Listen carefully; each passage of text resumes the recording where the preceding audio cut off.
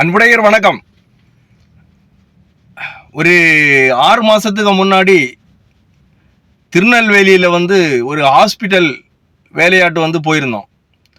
போகும்போது அந்த ஹாஸ்பிட்டலுக்குள்ளே ஒரு கேண்டீன் இருக்குது. கேண்டீனில் டிஃபன் சாப்பிட்டுட்டு அப்படியே டீயும்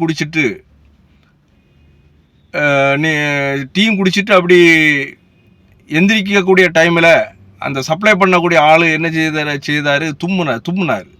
தும்மும்போது அவருக்கு கையை வச்சுட்டு அந்த தும்மலை இது பண்ணுறாரு. தும்மலை அது வாயை அடைக்கிறாரு. சரி, அடுத்தது இவர் என்ன பண்ணுறாரு நான் நோட் பண்ணிகிட்டே இருந்தேன். அவர் கை கழுவவும் இல்லை, அதே கையில் தான் அவர் எடுத்து கொடுப்பாருன்னுள்ளது தெரியும். ஏன்னா அவர் தான் சப்ளை பண்ணக்கூடிய மெயின் ஆள். பார்த்துட்டே இருந்தேன். அப்படி பக்கத்தில் உள்ள ஒரு ஆளுக்கு இலையை போட்டார். அப்போ என்னுடைய வேலை முடிஞ்சுது. நம்ம சாப்பிட்டு முடிஞ்சு கேஷ் கொடுத்துட்டு கிளம்ப வேண்டியதான்.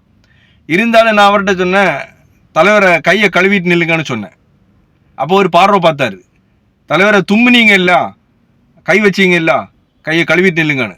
அந்த ஹோட்டலுக்குள்ளே ஒரு 15-20 பேர் சாப்பிட்டு தான் இருக்கிறாங்க. எல்லோரும் பார்த்துட்டே இருக்கிறாங்க. ஓனருக்கு சவுண்டு கேட்குது, இவருக்கும் பக்கத்தில் உள்ளவங்க எல்லாம் பார்க்குறாங்க. ஆனால் நியாயமான விஷயம் பேசுறதுனால யாருமே எதிர்த்து பேசலை. அவரும் அதை முறைப்படி போய் கையை கழுவிட்டு தான் நின்னார். அது முடிஞ்சுது. திருநெல்வேலி மாவட்டத்தில் திருநெல்வேலியில் நடந்த ஒரு சம்பவம். அப்புறம் ஒரு 10 நாள் பொறுத்து மார்த்தாண்டத்தில் ஒரு ஹோட்டலில் நான் சாப்பிட போகிறேன். சாப்பிட்டு பகுதியில் இருக்கக்கூடிய டைமில் என்ன ஆச்சுன்னா, அந்த ஹோட்டலில் சப்ளை பண்ணக்கூடிய ஆள் என்ன செய்கிறாரு, அவர் லுங்கி தான் உடுத்திருந்தார். அது சப்ளை பண்ணுறதுக்கு அவர் லாயக்கே கிடையாது. இருந்தாலும் அவர் தான் சப்ளை பண்ணுறாரு. சரி, அவர் என்ன பண்ணுறாருன்னு சொன்னால், கையை எடுத்து குனிஞ்சிருந்து அந்த காலை வலது கை கொண்டு சொருகிறாரு. அப்போ அவரும் அந்த கையினால தான் எல்லாருக்கும் சப்ளை பண்ணிட்டு இருக்காரு. சாப்பாடெல்லாம் எடுத்து வச்சு கொடுத்துட்டு இருக்கிறாரு. அப்போ நான் பார்த்துட்டே இருந்தேன். அவர்கிட்ட சொன்னேன், தலைவரை கையை கழுவிட்டு நில்லுங்கன்னு. அப்படி அதுக்கு திருப்பி பதில் சொல்கிறாரு, கையை கழுவாமல் நிற்கிறாங்க, அதில் ஓய் கையை சொரிஞ்சிடல, காலை சொரிஞ்சிடல, கையை வச்சு கையை கழுவிட்டு நில்லுன்னு செறைஞ்சு பார்த்தாரு. செறைஞ்சு பார்த்த உடனே இவருக்கு ஒரே ஒரு வழி தான், இவரை கீழே அடக்கிறதுக்கு ஒரே ஒரு வழி.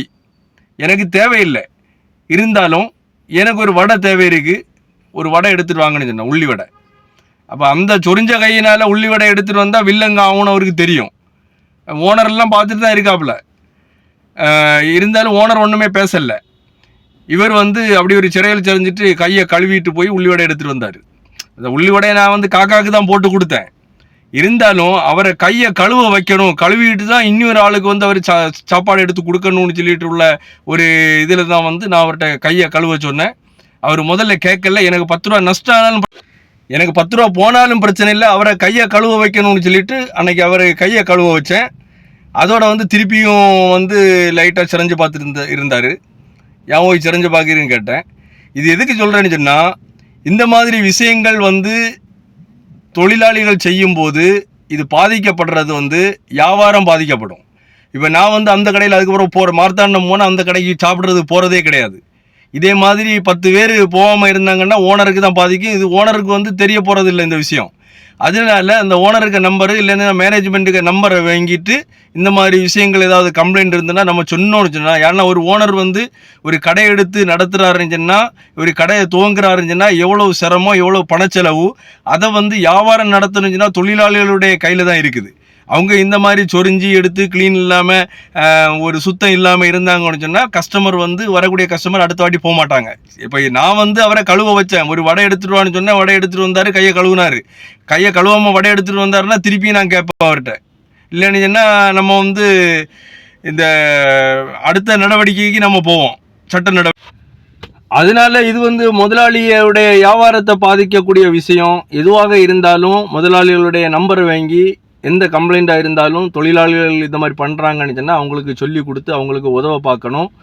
அப்புறம் சிலவங்க மூக்கை சொறிவாங்க, நாக்கை சொறிவாங்க, தலையை சொறிவாங்க, அதே கையோட எடுத்து கொடுக்குறாங்க. அப்போ அதெல்லாம் திருத்தி எடுக்கணும்னு சொன்னால் ஓனர்கிட்டையோ இல்லைன்னு சொன்னால் மேனேஜ்மெண்ட்டையோ சொல்லி தான் அதை திருத்த முடியும். நம்ம கண்டுட்டு பேசாமல் இருக்கக்கூடாது. முதலாளி கரெக்டாக நம்ம கஸ்டமரு கூட தான் நிற்பாங்க. அதனால இந்த மாதிரி தவறுகள் நடக்கக்கூடிய ஹோட்டலில் நீங்கள் பயப்படாமல் அந்தந்த ஹோட்டலுடைய முதலாளியுடைய காதுக்கு வந்து அது எத்துறது மாதிரி நீங்கள் வந்து கம்ப்ளைண்ட்டுகளை வந்து சொல்லணும். நம்ம ஒவ்வொருவரும் சொல்லும்போது அது முறைப்படி அந்த கடை வந்து இயங்கும். மீண்டும் அடுத்த பதிவில் வந்து சந்திப்போம். நன்றி, வணக்கம்.